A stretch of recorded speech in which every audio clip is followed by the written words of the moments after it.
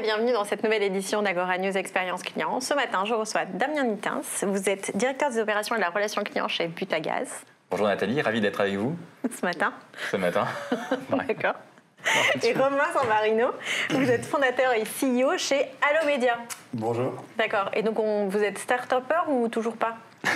On a le droit de dire ou pas? Start-upper. C'est vrai? Avec encore joie. Non, avec en plus, joie. vous avez dit start-upper dans l'âme, donc je me dis que c'est possible. Ouais. Bon, alors, comment vous vous êtes rencontrés? On s'est rencontrés au lancement par Butagaz de ces offres gaz naturel et électricité. Moi, je n'étais pas encore d'ailleurs chez Butagaz quand Romain a commencé à travailler avec nous. C'était il y a combien de temps? C'était il y a 3 ans maintenant. 3 D'accord. ans. Et avec une logique qui était assez simple, qui était finalement comment on pouvait capitaliser sur les technologies de speech analytics pour emmagasiner un maximum de connaissances sur nos prospects et nos clients dans le cadre d'un lancement, de manière à progresser plus vite que la moyenne, en tout cas que la trajectoire habituelle. Et Romain nous a proposé un panel de solutions qui ont effectivement été fortement utiles par la suite. D'accord, donc c'est la voix du client par la voix? Non? Oui, entre autres, tout à fait. La vraie voix du client. Ah oui, non, mais on va la faire pendant toute la séance, hein, moi je vous le dis. Hein. Alors, c'est quoi la voix du client par Allomédia? C'était d'abord, en 2017, le cookie vocal. Donc, le cas d'usage, c'était orienté fil d'appel prospect. Pour justement pouvoir faire le lien avec leur parcours digital et le contenu de la conversation. Donc on était capable de linker les deux et d'analyser finalement la qualité du prospect, l'intention du prospect, de pouvoir remonter ça dans les outils digitaux. Vous récupériez en fait une conversation et vous la reliez au parcours digital qui précède l'appel. C'est ça le cookie vocal. C'était le premier cas d'usage qu'on a vraiment lancé en 2017. Sur combien de conversations à peu près pour qu'on ait une notion de volume? À l'époque, sur le lancement, peut-être approximativement. Plusieurs dizaines de milliers, ça c'est sûr, Ouais. en tout cas dès les premières semaines, puisqu'on a une croissance commerciale assez forte au démarrage. D'accord. Et effectivement, du coup, ça nous a permis de collecter tout un tas d'éléments qui étaient essentiels. Au-delà de savoir d'où venait le client sur le parcours, ça nous a permis aussi de comprendre les motifs de contact, ce qui pouvait bloquer dans les démarches. Donc ça a été extrêmement riche. En fait, on a emmagasiné une matière qu'on n'aurait pas pu avoir simplement en s'appuyant sur nos data web et de l'autre côté sur nos data recueillis au service client et par la typologie. Ouais. Et ce qui est incroyable, c'est qu'on avait déjà signé avant le lancement. Ouais. On a même fêté le lancement dans vos locaux. Et c'était formidable parce qu'on a pu suivre vraiment le lancement. Société. Non, le lancement de l'offre gaz naturel. D'accord. Donc en fait, on était prêts. Du produit. Exactement, on avait préparé le pré-lancement au lancement de l'offre et de toutes les actions marketing du côté de Butagaz. Donc on a vraiment suivi l'évolution des appels et donc vous avez toute l'histoire en fait. Ouais, exactement. Depuis le début. Non, mais c'est vrai que c'est un élément clé. Je pense qu'il faut. Voilà, on a un directeur marketing, Damien Duchossois, qui a franchement été assez visionnaire sur le sujet, parce que je pense que l'intégration d'Allomédia dans le lancement est extrêmement précieuse. Ça nous a permis de gagner. J'évalue à quasiment 9 à 10 mois le temps qu'on a gagné par l'intégration d'Allomédia dans le process de lancement. C'est qui? C'est la relation client? C'est le marketing? L'ensemble. Ça nous a permis de gagner sur la totalité de la chaîne, de la connaissance client, qui étaient les prospects qui passaient par le web et qui nous sollicitaient ensuite au téléphone. Les retours sur le produit. Quels motifs, les retours sur le produit, les points de friction dans nos process de souscription, dans nos premiers process de relation client. Est-ce que vous aviez établi un parcours client en amont déjà? D'accord. Ouais. Et donc vous l'avez corrigé grâce à ça? On l'a ajusté et ça nous a notamment aussi beaucoup permis d'ajuster le discours des conseils de clientèle, les argumentaires de vente, les argumentaires de relations clients de manière classique. Donc ça nous a donné une masse d'informations extrêmement utiles et qu'on a pu vite actionner derrière. Voilà. La notion d'action est importante. Il y a un back-office qui est j'imagine, qui vous permet de faire ça, c'est ça? Ouais, c'est parce qu'il faut comprendre, c'est juste pas une notion de... c'est joli, hein, c'est joliment dit un cookie vocal, mais... Non, cookie vocal, c'était vraiment, en plus, pour le coup, c'était avant la plateforme. D'accord. Damien ont vu naître la plateforme Scriber, qui est notre plateforme de speech analytics et de construction de données. Donc après 2017, vous avez pivoté ou c'est la complète? On a continué finalement. Au démarrage, on n'envoyait pas toutes les données qu'une conversation pouvait contenir, parce qu'on n'était pas encore bien RGPD compliant sur toute la partie, l'exhaustivité d'un call, d'une conversation. On a donc grandi sur cette partie-là. On a ouvert la plateforme et donné l'accès à ces transcriptions et ces appels. Et avec un moteur de recherche permettant la construction de nouvelles données, peu importe les cas d'usage, sur la voix de l'agent ou la voix du client, aller faire du compliance, aller faire aider au contrôle qualité, aider à la formation d'un côté. Ça a aidé au quality monitoring? Oui, c'est même le point central de notre quality monitoring aujourd'hui. C'est-à-dire que ça a été clé pour le partage des best practices. Ça fait gagner un temps, mais phénoménal sur la capacité d'un manager ou d'équipe qualité à écouter la totalité d'un effectif sur une thématique. Je comprends pas, parce que finalement vous récupérez de l'information, en fait vous les découpez en petits morceaux.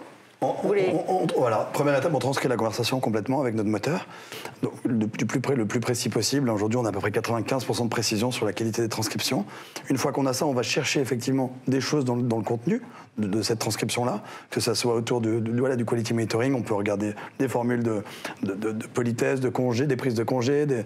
Il y a tout un tas d'items qu'on peut construire. C'est l'intonation de la voix ou c'est vraiment que le texte pour le coup? Alors là, dans ces cas d'usage, on est principalement sur le quality monitoring sur le texte, nous, aujourd'hui, mais on a également construit ce qu'on appelle l'IES. Donc c'est pas le cookie vocal cette fois, c'est beaucoup plus sur le côté relation client. Ok. D'accord. On est sur quoi IES? Individual Effort Score. Donc c'est un indicateur qu'on a construit qui permet de scorer sur tous les appels qui rentrent sur la file relation client, de donner un score sur l'effort qu'on a pu comprendre du client. Et là, on se base effectivement à la fois... Pendant la conversation. Pendant la conversation. À chaud. Il y avait une capacité à identifier du coup dans la conversation le locuteur. Est-ce que c'est le conseil de clientèle ou est-ce que c'est le client? C'est un sujet sur lequel on a beaucoup échangé avec Romain, parce qu'on a une relation effectivement qui est très proche, et on a beaucoup été dans le co-développement sur ces sujets, en tout cas nous pour appuyer Allomédia dans cette démarche. Et c'est vrai que c'est extrêmement précieux, ça permet d'identifier une plainte, une menace juridique, ou tout simplement au contraire un effort qui a été relativement simple sur un parcours de souscription. Donc on commence à aller sur des éléments qui permettent de jauger au-delà de tags liés à la conversation, de jauger de l'état émotionnel de la conversation. Et ça, c'était pas prévu, j'imagine. Enfin, c'était pas le sujet prévu au début. Au début, non, on est venu vraiment sur le cas d'usage cookie vocal, le parcours digital, les appels avant-vente. On est rentré petit à petit à bien apprendre le métier de la relation client aussi. On a grandi avec nos clients et les besoins et les compréhensions autour de ces besoins pour construire des nouveaux cas d'usage qui se basent à la fois sur la sémantique comme sur de l'émotion ou des features qui sont le temps d'appel, les mises en attente. On a plein de choses qui nous permettent de prendre des décisions. D'accord. Et en fait, donc, en dehors de ce cookie vocal et finalement le quality monitoring qui est venu un petit peu par hasard, vous aviez développé le Breaker, c'était quoi le nom là? Scriber. En fait, Scriber, c'est simplement l'interface qui... D'accord, donc c'est le back-office. Exactement, c'est l'interface qui rassemble tout votre journal d'appel, vos appels, avec les différents filtres par campagne, par use case. Et tout est retranscrit. Tout est retranscrit, tout est anonymisé, les prénoms, les adresses, quand vous appelez un nom, on a construit... donc c'est là que ce que vous avez dit, c'est que vous avez ouvert cette plateforme. Absolument. En fait. Et ça, c'était vers, j'ai envie de dire, mi-2018 peut-être. Oui, 2018, je pense. C'est ça, c'était 2018. Et donc là, on a c'est commencé... là qu'est venu le quality monitoring et d'autres choses, j'imagine. On avait déjà des éléments de quality monitoring, mais ça a permis effectivement d'aller beaucoup plus loin que ce qu'on faisait, beaucoup plus à chaud. Alors on n'est pas encore en temps réel, mais aujourd'hui on a des transcriptions qui sont disponibles quelques secondes après la fin de l'appel. Donc ça nous permet vraiment de suivre en temps réel des statistiques, par exemple, sur le nombre de plaintes dans une journée, d'intentions de résiliation, etc. Et en fait, c'est très complémentaire de tous les dispositifs de collecte de voix du client qu'on peut avoir à côté. On a des dispositifs d'enquête. Est-ce que ça rentre dedans aussi, par exemple? Ou alors, ça rentre, à ce stade-là, ça rentre pas encore dedans. C'est une réflexion que l'on a. Et surtout, c'est assez complémentaire. C'est-à-dire que finalement, quand on fait des enquêtes avec un de nos partenaires, qui est un partenaire de l'Agora, Mediatek pour pas les citer, ça nous permet de collecter finalement l'avis que nous donne le client, on mesure aussi l'effort client, etc. Donc sa perception de ce qu'il a vécu. Là, finalement, dans ce que nous propose Allomédia, on a une analyse brute de la conversation. Quand je dis brute, c'est-à-dire qu'on est sur 100% des conversations et sans le fil de l'interprétation du client. Donc les deux éléments sont assez sympas à réconcilier. Et juste un point là-dessus, c'est que je vois qu'aujourd'hui, on est tous très sollicités quand même pour donner de l'avis client, de manière générale. Et je pense que là où ces dispositifs sont complémentaires, c'est que ça nous évite aussi d'avoir une sursollicitation vis-à-vis de nos clients pour collecter du feedback. Ça nous permet d'avoir du feedback sans avoir à le demander à nos clients. D'accord. Oui, donc je pense que c'est extrêmement précieux dans la mécanique de collecte. Et ça où ça devient, les deux éléments sont très complémentaires en fait. Et puis c'est 100% objectif, puisqu'en fait c'est la vraie, enfin c'est ce qui s'est passé en fait. Oui, et c'est pas quelque chose, un avis qu'on pourrait donner en disant, je donne un exemple, mais typiquement, ça s'est mal passé avec celui qui est installé, mais ça s'est super bien passé avec le service client. Finalement, quand on veut donner une note, on dit c'est mal passé pour les deux. Alors finalement, les deux sont. On va à niveau de finesse et nous, on a aussi 2-3 sujets réglementaires, comme dans la plupart des entreprises, et c'est par exemple extrêmement précieux aussi pour piloter ce type de sujet. Un exemple, aujourd'hui, quand vous nous appelez pour souscrire une offre de gaz ou d'électricité, on doit avoir accès à vos données de compteur pour pouvoir faire une estimation de votre consommation et établir un devis. C'est une donnée personnelle.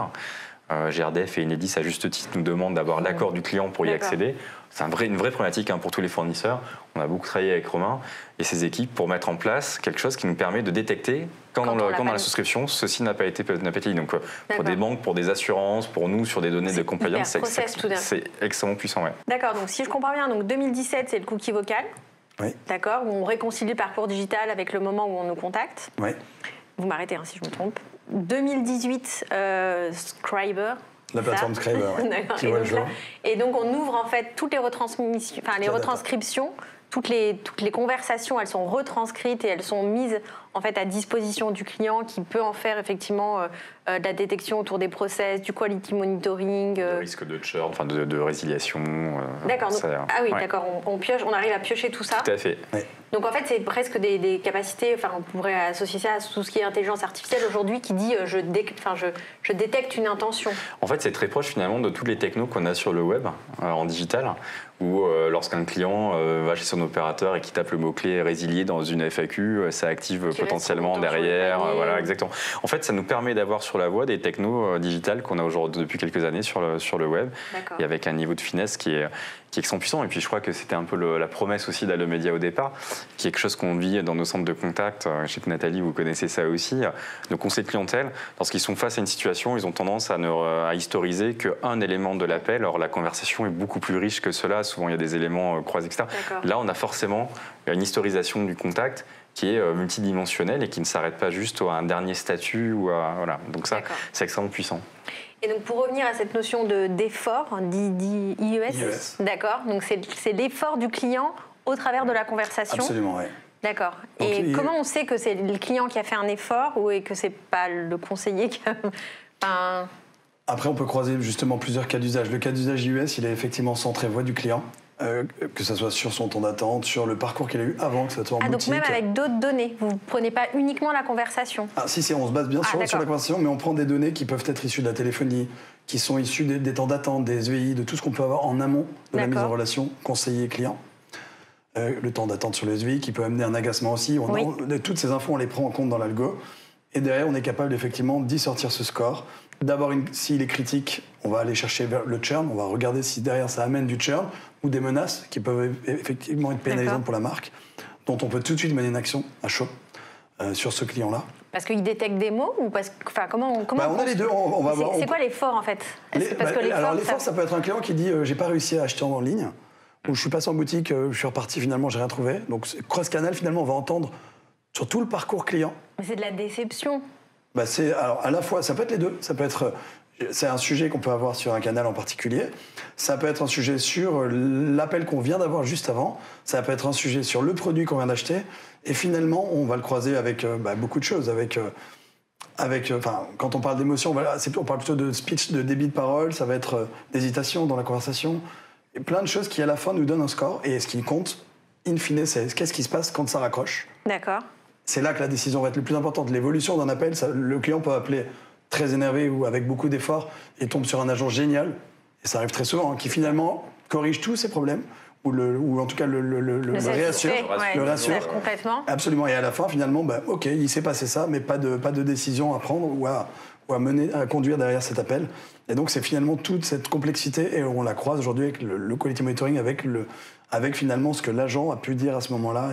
Et vous évoquiez la déception, pas forcément, ça peut être, alors après on est sur des univers plus ou moins complexes, mais ça peut être, j'ai vu ça sur votre site internet, avant de valider mon panier, je voudrais être sûr de bien comprendre, j'ai pas bien compris cette clause-là, c'est moins une déception finalement qu'une nécessité de vente assistée ou de réassurance ou de précision sur un élément, mais ce qui veut sans doute dire que l'expression de notre offre ou le parcours sur le web par exemple n'est pas suffisamment limpide, simple, vu du client, ou pas suffisamment clair, donc ça nous permet aussi d'aller corriger des éléments indépendamment du service client. Et est-ce que ça vous permet aussi d'être innovant sur ce parcours client, justement? Ça nous permet en tout cas de faire de l'amélioration continue. Donc l'innovation, on essaie d'utiliser des moyens pour innover, évidemment. Parce qu'au début, c'était pour le lancement d'un produit, ou de plusieurs produits. Donc est-ce que ça continue finalement de vous aider à vous challenger ou à trouver des choses? Oui, parce qu'on pilote énormément la notion d'effort client de manière générale. Donc effectivement, il y a l'IES que nous produit Allomedia, mais aussi ce qu'on mesure typiquement avec le Mediatek, c'est plutôt du Customer Effort que du NPS dans ce qu'on étudie. Donc nous, c'est vraiment la clé de notre manière de fonctionner sur l'expérience client, c'est qu'on croit beaucoup comme premier niveau à la simplicité. Ça suffit pas, mais c'est déjà la base requise. Donc on pilote ces indicateurs-là par process. Et donc forcément, toute matière qu'on va trouver qui va nous permettre de visser, on va dire, d'optimiser chaque process, va nous permettre à un moment donné d'aller gagner des points en fluidité, en CES. D'accord. Et juste pour effectivement compléter sur cette voie du client, c'est vrai qu'on sollicite beaucoup nos clients, et donc là je trouve que c'est assez intéressant effectivement de ne pas le solliciter et d'avoir quelque chose d'un peu... d'abord très fiable, surtout. Est-ce que ça vous permet aussi, parce que finalement la voix du client c'est juste un moment, et de contextualiser, de savoir ce qu'il a vécu en fait avant. Parce que est-ce que vous avez continué à faire ce cookie vocal et donc vous auriez vous auriez le chemin. Enfin, vous avez le chemin. On a le chemin. Donc vous savez en fait ce qu'il a vécu, comment il a réagi. Et ce qu'il a dit. Exactement, en tout cas pour les clients qui sont passés par le digital et pour ceux qui sont passés par les appels, on a effectivement la traçabilité avec le SVI, le lien avec notre CRM et en tout cas les contacts précédents. Donc effectivement on a ce cheminement, on a la totalité de ces parcours. C'est ça qui fait vraiment la richesse de la solution et qui nous a permis du coup de gagner du temps sur cette partie-là, parce que sinon si on ne la collecte pas de cette manière-là, la même matière pour arriver à produire le même effet, forcément, on est sur des temps qui sont beaucoup plus longs, on est sur des feedbacks qui ont besoin de remonter des équipes. Alors, ils remontent aussi, mais c'est plus long. Maintenant, ce qu'on s'attache à faire, c'est de mettre en miroir cette expérience client avec ce que nous disent aussi nos collaborateurs. Et de contextualiser et le parcours, en fait, et ce qu'il a vécu, et effectivement, pourquoi en fait, il a donné cette note à la fin, parce qu'au milieu, potentiellement, il y a eu aussi cet appel et ce contact. Par entrée, par typologie de parcours, et sachant qu'effectivement, ce que pourrait faire la solution demain, c'est aussi d'avoir une notion d'effort collaborateur. Non, mais on en parle souvent, mais c'est vrai qu'on pourrait avoir le miroir de ça sur la partie collaborateur, parce que la solution identifie de manière très précise qui parle. Donc, ce qu'on fait sur le client, on pourrait imaginer de mesurer sur le collaborateur si c'était compliqué ou pas et faire un peu de gap analysis, d'analyse d'écart sur ces sujets-là. Pour regarder, là, on a soit des criticités, soit des choses qui se passent plutôt bien, mais à notre insu. Voilà, donc, c'est un des chantiers qu'on pourrait regarder. Ouais, c'est chouette. Et pour compléter, toutes ces données finalement issues du digital et du speech analytics sont consolidées dans des dashboards, dans des reportings qu'on a montés ensemble qui permettent d'avoir tout de suite une vue d'ensemble, une prise de décision rapide et une comparaison. Et d'aller trouver là où ça fait mal. Et puis des liens, aujourd'hui, vous avez tracé avec les principaux, liés avec les principaux CRM de la place. Donc c'est quand même aussi clé pour demain avoir des architectures. On a un CRM qui est alimenté enrichissement, de manière beaucoup plus riche aujourd'hui par des données qui proviennent des centres de contact. Sur des secteurs d'activité comme nous, ça reste quand même le canal très largement majoritaire. C'est vraiment essentiel de pouvoir aussi capitaliser là-dessus et pas juste que sur une typologie partielle d'une conversation. Ou par une note de Exactement. D'accord. Merci beaucoup. Merci pour ce débat passionné et passionnant. J'espère qu'il vous sera utile autant qu'à moi et à très bientôt sur Agora News Expérience Client. Merci. Merci à tous les deux. Merci.